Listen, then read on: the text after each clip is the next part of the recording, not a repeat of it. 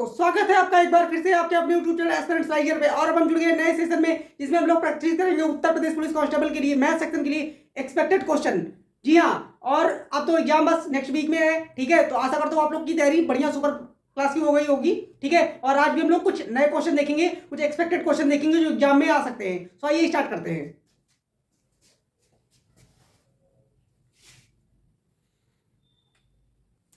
तो दोस्तों, पहला क्वेश्चन देखिए, बेसिकली सिंप्लीफिकेशन पे आधारित है। तो 36 या 37 क्वेश्चन आएंगे मैथ्स के, 37, क्योंकि 150 क्वेश्चन टोटल। तो अगर 4 पार्ट में डिवाइड करते हैं, हिंदी में, रीजनिंग में और जीके और मैथ्स, तो 38 के आसपास क्वेश्चन आएंगे। तो उसमें 4 to 5 क्वेश्चन सिंप्लीफिकेशन के आ सकते हैं। तो पहला क्वेश्चन देखते हैं हम लोग। देखिए क्या दिया गया है, अंडर रूट का होल क्यूब, अंडर रूट 9 का होल क्यूब मल्टीप्लाई, फिर अंडर रूट 81 यानी 81 का पावर 5 डिवाइड 27 का स्क्वायर इज इक्वल टू 3 की पावर x। तो हमें बेसिकली x का मान निकालना है। हमें क्या निकालना है? x का मान। ठीक है, तो देखिए कैसे करेंगे इसको। हम जानते हैं जो अंडर रूट 9 लिखा हुआ है क्या होता है? ये 3 होता है। अगर इसको मैं रूट से बाहर निकालूंगा, 3 का स्क्वायर होता है 9, तो इसका मतलब ये हो जाएगा 3 का पावर 3 हो जाएगा। ठीक है, अब यहां देखिए ऐसे ये क्या होता है? 9 होता है। ये क्या होता है? 9 होता है ना, तो 9 का पावर 5 हो जाएगा यहां पर। ठीक है, डिवाइड। अब यहां देखिए ये क्या है? 27 का स्क्वायर है ये, इज इक्वल टू 3 का पावर x। ये हमें दिया गया है। अच्छा, तो हम क्या करते हैं, सारे को 3 की पावर में कन्वर्ट कर देते हैं। तो अगर आप सारे ही नंबर को 3 की पावर में कन्वर्ट करेंगे, तो इसको आप क्या लिख सकते हो? इसको आप लिख सकते हो 3 मल्टीप्लाई 3। जब 3 मल्टीप्लाई आप 3 करोगे तो कितना आ जाएगा? 3 का पावर 10 आ जाएगा। ये कितना आ जाएगा? 3 का पावर 10। देखिए यहां करके दिखाता हूं। मान लीजिए मैं इसको अगर ऐसे लिख लूं, तो आपको कोई दिक्कत होगी? कोई दिक्कत नहीं होनी चाहिए। तो 3 का पावर 5 इंटू 3 का पावर 5, तो जब आप बेस सेम होता है, पावर ऐड हो जाती है, तो क्या आ जाएगा? 3 का पावर 10 आ जाएगा यहाँ पर। तो मैंने लिख दिया यहाँ पे। ऐसे ही यहाँ देखिए, ये हम जानते क्या होता है? 3 का क्यूब होता है ये। तो इसको मैं अगर ऐसे लिख दूं तो चलेगा। इसको अगर मैं ऐसे लिख दूं चलेगा। ठीक है, तो कितना आ जाएगा? इज इक्वल टू 3 का पावर x। तो अब यहां देखिए, अगर आप देखें तो ये 6 हो जाएगा। ये 3 का पावर 3 इंटू 3 का पावर 10, और ये नीचे आ जाएगा 3 का पावर 6। 3 का पावर 6 इज इक्वल टू 3 का पावर x। तो अब यहां से देखिए, अगर मैं देखूं तो ये 6 से 6 जाके ऊपर सब्ट्रैक्ट हो जाएगा, तो यहाँ पे बचेगा 4, और यानी ये बचेगा 3 का पावर 3 मल्टीप्लाई 3 का पावर 4। तो जब बेस सेम होगा तो पावर ऐड हो जाएगा, तो आ जाएगा 3 का पावर 7 इज इक्वल टू 3 का पावर x। तो 3 3 कट जाएगा, तो x का मान आ जाएगा 7। तो इस क्वेश्चन का राइट आंसर होगा 7। देख लीजिए सोल्यूशन एक बार।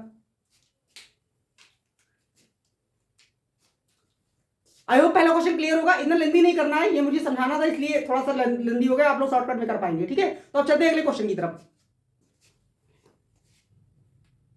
दोस्तों अगला क्वेश्चन देखिए, बेसिकली ये भी सिंप्लीफिकेशन का कह सकते हैं, बॉड मास रूल पे आधारित है। देखिए एक क्वेश्चन 2019 में जब एग्जाम हुआ था, 19-20 में, इससे पहले, तो हर शिफ्ट में 1 से 2 क्वेश्चन ये बॉड मास वाले आए थे। ठीक है, तो इस बार भी प्रेडिक्शन है कि आ सकता है। ठीक है, एक्सपेक्टेड है। तो देखिए कैसे सॉल्व करेंगे। क्या दे रखा है? 78, फिर स्क्वायर ब्रैकेट लगा हुआ है, बड़ा वाला ब्रैकेट, फिर 20 माइनस है यहाँ पे 24 माइनस 16, देन माइनस। अब यहां देखिए एक स्मॉल ब्रैकेट और लगा हुआ है, 5 लिखा हुआ है, माइनस। अब हम सबसे पहले क्या सॉल्व करेंगे? बार ब्रैकेट, ये जो लाइन खींची हुई है इसको बार ब्रैकेट बोलते हैं, तो यही सॉल्व करेंगे। तो 4 से 1 माइनस होगा तो क्या आ जाएगा? 3 आ जाएगा। ठीक है, नेक्स्ट स्टेप में क्या होगा? 78 माइनस ब्रैकेट 24 माइनस 16। अब यहां देखिए ये वाला स्मॉल ब्रैकेट जो अंदर वाला दिख रहा है उसको सॉल्व कीजिए, तो 5 में से 3 घटेगा, 2 आ जाएगा, तो -2। ठीक है, 78 माइनस 24 माइनस, अब देखिए यहाँ पे 16 में से 2 घटा देंगे। ये अब जो ये एक और स्मॉल ब्रैकेट देख रहे हैं, छोटा वाला ब्रैकेट, 16 से 2 घटेगा तो कितना आएगा? 14, 14 आ जाएगा, और बड़ा ब्रैकेट लग जाएगा। तो यहाँ देखिए 78 माइनस 24 से 14 घटेगा तो कितना आएगा? 10 आ जाएगा, और जब हम 78 से 10 घटाएंगे तो कितना आ जाएगा? 68 आ जाएगा। ठीक है, सो इस क्वेश्चन का राइट आंसर होगा 68। देख लीजिए किस ऑप्शन में, option number B is the right answer. Solution देख लीजिए एक बार।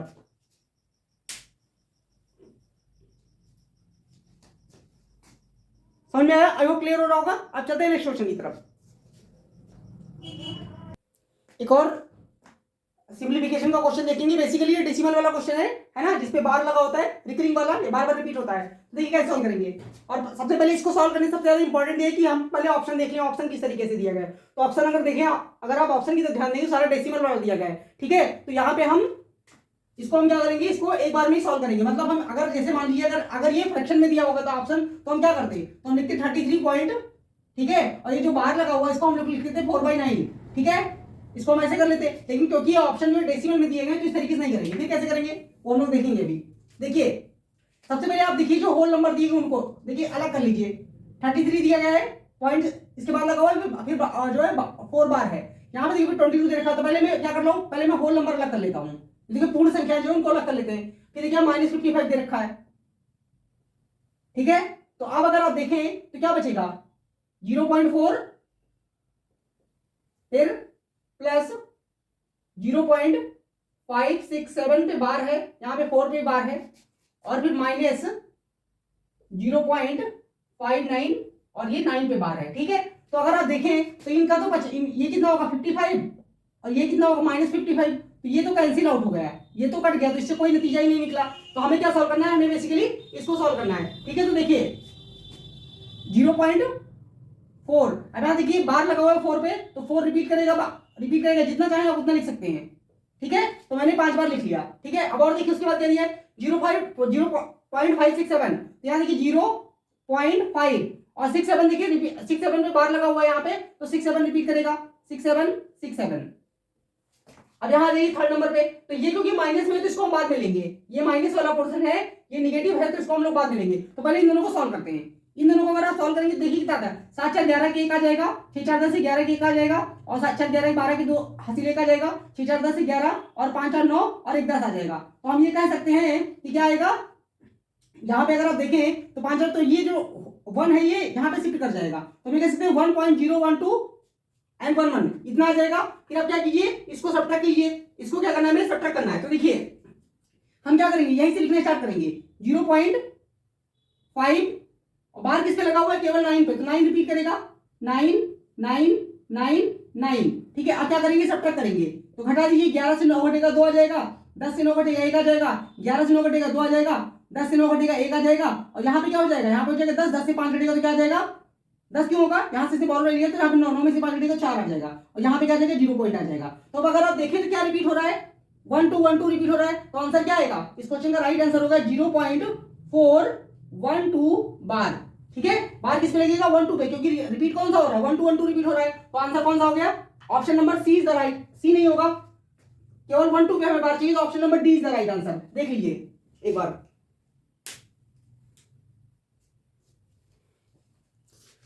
समझ में आया, आई होप क्लियर हो रहा होगा। अब चलते हैं नेक्स्ट क्वेश्चन पे, और अब कुछ अर्थमेटिक के क्वेश्चन प्रैक्टिस करेंगे, बहुत प्रॉब्लम, ठीक है। तो आइए देखते हैं। दोस्तों अगला क्वेश्चन देखिए, ये क्या दिया गया है, एक मेज का अंकित मूल्य 12,000 रुपए है, x% की छूट देने के बाद उसे 10,500 रुपए में बेचा गया, तो 2x% का मान कितना होगा। तो हमें क्या बताना है, हमें बताना है 2x% कितना होगा। तो देखिए हमें क्या दे रखा है, हमें मार्क प्राइस दे रखा है, ठीक है। हमें मार्क प्राइस कितना दे रखा है, 12,000 रुपए। दूसरे मार्क पर से लिख रहा हूं, ये देखिए मार्क प्राइस कितना दे रखा है, 12,000 रुपए, और उसे कितने में बेचा गया है, 10,500 का, 10,500 का बेचा गया। तो आप अगर देखें तो कितने का छूट दिया गया है, इसमें से कितना घटा दिया जाएगा, ये 1,500 रुपए का, और जो बोल रहा है x% है, तो 1,500 12,000 का कितना परसेंट है, वही निकालना है हमें। 1,500 12,000 का कितना परसेंट है, इंटू 100% निकालते हैं ऐसे ही। तो 2 0 2 0 कट गए, यहां से भी 1 0 0 यहां कट गया। जब हम 12 से 150 को डिवाइड करेंगे तो क्या आएगा, 6 से काट दीजिए, 6 से कट जाएगा, ये कितने बार में कटेगा, 6 से 25 बार में, और 6 से कट जाएगा 2 बार में। तो बेसिकली कितना आ जाएगा, 12.5%, कितना आएगा 12.5%, ठीक है। लेकिन ये x% का मान है, ये कितने परसेंट का मान है, x% के बराबर है। हमसे पूछा गया 2x%, तो मार्क नहीं करना है क्योंकि 12.5% में ऑप्शन मौजूद है, ठीक है। तो इसका 2 टाइम कर दीजिए, 2 टाइम करेंगे कितना आ जाएगा, 25%, यानी कि आंसर कितना हो गया 25%। Option number A is the right answer. देख लीजिए एक बार। सो आई होप समझ में आया होगा। अब चलते हैं नेक्स्ट क्वेश्चन की तरफ। तो दोस्तों अगला क्वेश्चन देखिए, ये क्या दिया गया है, ए और बी मिलकर एक काम को 3 दिन में पूरा कर सकते हैं। वे एक साथ काम करना शुरू करते हैं, लेकिन 2 दिन बाद बी ने काम छोड़ दिया। यदि काम करने में 2 दिन और लगे, यानी कि बी के छोड़ने के बाद, तो बी अकेला उस काम को कितने दिन में कर सकता था। तो हमें बताना है कि बी अगर अकेला ही काम करता तो काम कितने दिन में खत्म हो जाता। ठीक है, तो आइए देखिए, ये कह सकते हैं थोड़ा सा मॉडरेट लेवल का क्वेश्चन है, इजी नहीं है ये। ठीक है, आधे लोग को पढ़ के कंफ्यूजन होने स्टार्ट हो जाएगी। तो देखिए कैसे बनाएंगे, मैं आपको बहुत ही सीधा सा मेथड बताता हूं, बहुत ही आसान सा। देखिए, हम मान लेते हैं कि ए की क्षमता ए यूनिट थी और बी की क्षमता बी यूनिट थी। बी की क्षमता बी यूनिट थी और दोनों काम को कितने दिन में कर सकते थे, 3 दिन में, दोनों अगर साथ में करते तो। ठीक है, तो यानी हम ये कह सकते हैं कि 3 दिन में अगर काम करते तो कितना कर लेते, 3a।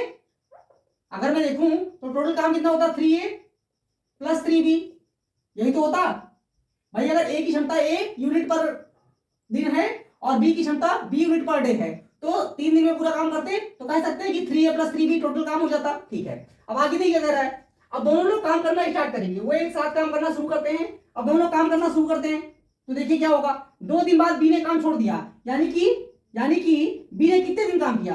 हम अगर देखें, बी ने 2 दिन काम किया और बी एक दिन में बी यूनिट काम करता तो कितना काम कर देगा, 2b कर देगा। 2b कर देगा कि नहीं। ठीक है, आगे देखिए, अब क्या हुआ, बी तो छोड़ के चला गया लेकिन ए करता रहा, ए करता रहा, यानी कि जब 2 दिन बी ने काम किया तो ए ने भी 2 दिन काम किया होगा। तो हम ऐसे कह सकते हैं 2 दिन ए ने भी क्या होगा। ठीक है, अब इसके बाद क्या हुआ, जब बी चला गया उसके बाद कितना टाइम लगा, उसके बाद भी 2 दिन लगा है, तो 2 दिन कौन काम किया होगा, ए काम किया होगा। जब बी चला गया तो 2 दिन टाइम लगा, और तो किसने काम किया होगा, ए ने काम किया होगा। और ए अपनी क्षमता से काम करता है जो है ए यूनिट पर डे। ठीक है, अब आप देखिए, तो हम ये कह सकते हैं कि ये भी पूरा काम है और ये पूरा भी पूरा ही काम है। ठीक है, टोटल करके तो दोनों बराबर होना चाहिए, तो बराबर बना देते कैसे, 3a प्लस 3b, ये ऑलरेडी बराबर होगा। यहां देखिए क्या हो जाएगा, 2b प्लस 4a होगा कि नहीं। अब 2b को ट्रांसफर कर दीजिए इधर की साइड में, या 2b को ट्रांसफर कर दीजिए लेफ्ट हैंड साइड में, तो कितना आ जाएगा, b आ जाएगा इधर, और यहाँ क्या आएगा, 3a राइट हैंड में साइड में चला जाएगा तो कितना हो जाएगा, a हो जाएगा। कितना आएगा, 3b से 2b घट गया तो आ गया b, और 4a से 3a घटेगा तो क्या आ जाएगा a। तो हम ये कह सकते हैं कि a और b बराबर हो गया, ए और बी बराबर हो गया। यानी हमें कह सकते हैं कि आप किसी से भी काम करा लीजिए, कोई फर्क ही नहीं पड़ता है। तो आप देखें तो यानी कि दोनों कितना यूनिट करेंगे, एक एक यूनिट, दोनों कितना यूनिट करेंगे, एक एक यूनिट। तो आप मान लेते हैं कि दोनों मिलके, अगर इधर देखिए दोनों यूनिट लेने की जरूरत भी नहीं है, अगर दोनों बराबर हो गए तो ए प्लस ए हो गया कि नहीं। और ये मिलकर 3 दिन में काम कर रहा था, यही तो उसने कहा है कि बी होता तो कितने दिन में काम कर देता, तो बी कितने दिन में काम करेगा। तो अगर एक ही यूनिट हो गए दोनों का 1 + 1, तो और टाइम लगा 3 दिन, तो कितना हो गया, टोटल लोड हो गया 6 यूनिट। और बी एक की क्षमता से काम करता तो बी पूरा काम कितने दिन में कर देता, 6 दिन में कर देता। ठीक है, तो option number A is the right answer, 6 days में पूरा काम हो जाएगा बी के द्वारा।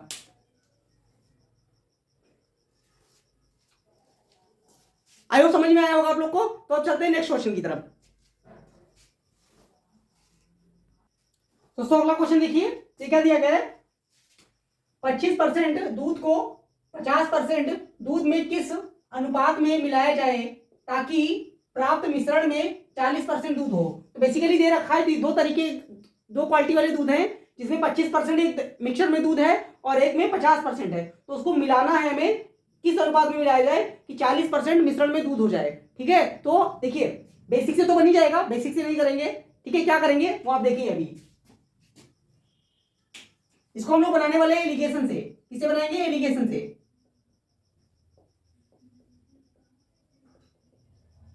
हमें दिया गया 25%,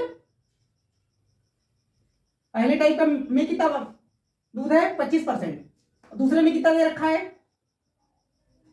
दूसरा 50% है, और मिलाने पे मिश्रण कितना बनेगा, किसका बनेगा, 40% का। तो बस अब क्या करना है, एलिगेशन लगा दीजिए। तो 50 से 40 घट जाएगा, 10 आ जाएगा, 10%। और यहां देखिए 40 से 25 घट जाएगा तो आ जाएगा 15%। तो अब आप रेशियो ले लीजिए, परसेंटेज परसेंटेज कट गया, 5 से कट जाएगा 2 बार में और 5 से कट जाएगा 3 बार में।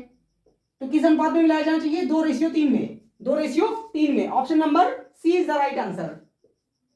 देख लीजिए सॉल्यूशन एक बार, ठीक है।